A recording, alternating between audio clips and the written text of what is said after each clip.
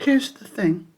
A lot of you are having spiritual experiences, what you would call an awakening.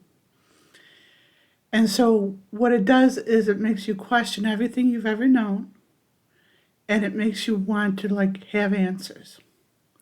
The thing is, when you go through enlightenment, you're surpassing the ego and seeing yourself in your empowerment. The thing is that the physicality of yourself needs the ego to survive. So you can't exist for too long without the ego. And so the ego gets reinstated into yourself when you go through the enlightenment stage. Now, what happens after that is there's this quest to know more. but there's also a challenge there. So a lot of people who have gone through a process of enlightenment sabotage themselves and divert back into the emotional body or the mental body or even the causal body. How do you do this? By getting too caught up in the experience itself and emotionalizing it too much and thinking of yourself as a victim rather than just sitting on the experience and allowing the experience to change you. Now, a lot of people, when they have an awakening experience, they'll be starving for more truth. They'll be starving for belonging or starving for a sense of validation for what they've experienced. For one thing, you're not going to get validated out here. There's no one who can validate you.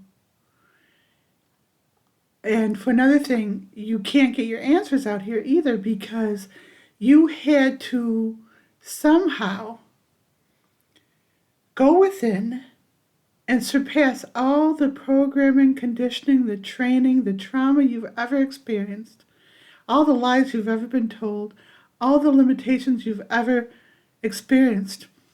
And you have to tap into a sense of higher self. That in itself isn't easy to do. And so what you need to do after you get a sense of awakening is start to rely on that inner compass. That's the only thing you can rely on. Now, if you start going on a crusade out here to find answers, you may fail because the whole system is set up for you not to find your answers. The whole process of gaining empowerment is to build your muscles of not needing others, not needing society, not needing answers, but just connecting to the truth from within. It's not as easy as it seems. And you will be assaulted on all sides. Now, what happens when you go through an enlightenment process and you feel that truth and that confidence and that peace, you have to still exist in this world. And so there's things that have occurred in this lifetime that you've had to deal with. Maybe mental illness, maybe drug use, maybe addictions, maybe people pulling on you. What you have to do is figure out how to work through all those things and still maintain that composure and peace of higher consciousness. It's not that easy. And so anyone who is still seeking will tell you that they have the answers for you. They just will. Because they are trying to validate their own seeking. So the more people they have that agree with them, the more validating it makes their seeking, right? It's not really how it works. You have to be so strong in your own convictions and so determined on such a subtle level that you can continue to tune within, yet not go off on a tangent and become so imbalanced that you can't recognize your own life anymore. There's a fine art to existing in society and maintaining an inner empowerment. Now, more and more people are being brought to this experience, but they got to work through diagnoses and diseases and limitations and curses. That's why the SFT tapping that I've given the world is so powerful. It allows someone who's gone through awakening to release the things that have kept them in the past from awakening, from continuing to keep them from being empowered. Every person who's a antagonist, every group consciousness that you've been a part of, anything that's made you feel less than, all your sense of self, even the ego itself. Now, if you want to really work on staying empowered in that awakened state, I can help you in private sessions. I'm here. But it's the same thing as truth itself. See, I offer this this gift to anyone, but it's like truth, it's hidden. So when you find me and you get a feeling that maybe that would be good, and then the ego kicks in and says, no, stay away from her. That's the ego trying to prevent you from being empowered yourself. It's all up to you. The thing is, if you can be at peace with that awakening, that's great.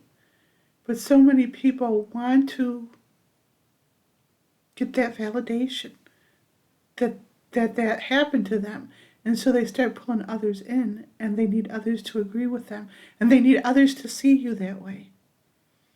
Others may not see you that way. Everything that you attain inwardly is yours. It's not for the community table.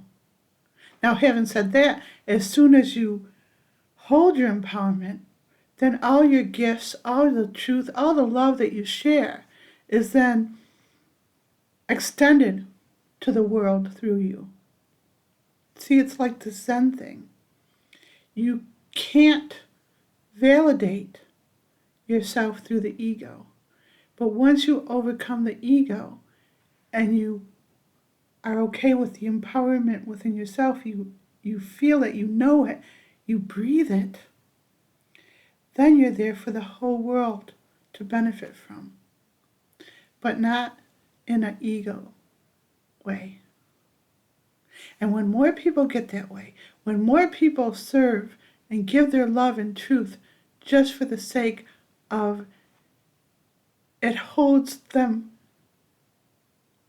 in their own state of peace, then this world will transcend. But as soon as some person has an experience of awakening, and then they try to use it to get attention or gain somewhere in this physical world, then they've just lost the purpose. It's almost like by serving, everyone has this desire to serve their purpose. But by trying to pigeonhole it, you almost come out of serving your purpose. There's a lot of people who talk about spirituality there, but I'm wondering what amount of them have actually gone through enlightenment.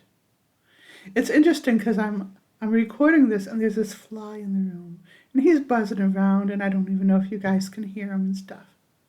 But then I had this analogy.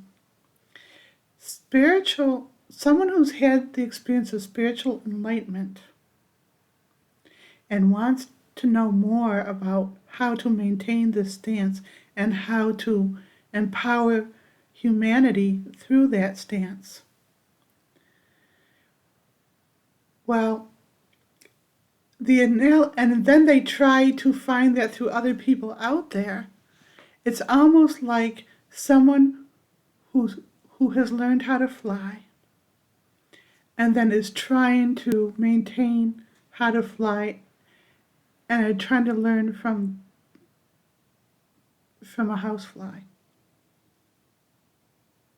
It's a silly analogy, but that's the one that comes up for me.